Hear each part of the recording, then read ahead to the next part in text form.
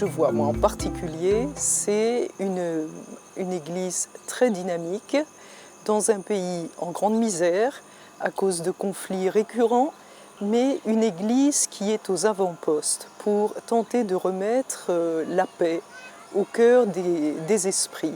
Qu'est-ce que j'ai vu? Une présence de déplacés considérable dans des camps, et ces camps sont essentiellement les paroisses, mais aussi le grand séminaire. Ils ont été jusqu'à 10 000 et on peut imaginer qu'il n'est pas très facile de travailler avec une telle affluence de personnes.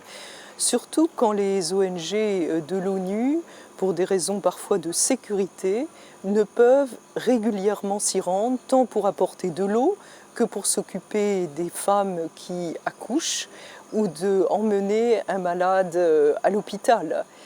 À l'écoute des témoignages de ces religieuses ou de ces prêtres, qui sont l'unique espérance des personnes, nous avons eu de véritables fioretti, en particulier quand une famille dit « si je vois encore une présence ou une lumière chez les sœurs, je reste.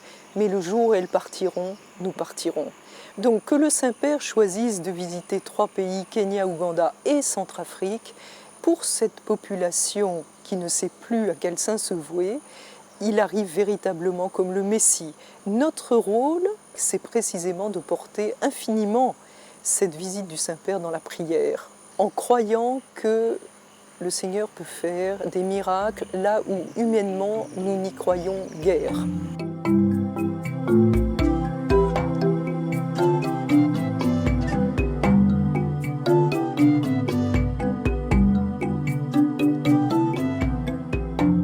Sainte Marie, Mère de Dieu, protectrice de l'Afrique, tu as donné au monde la vraie lumière Jésus-Christ.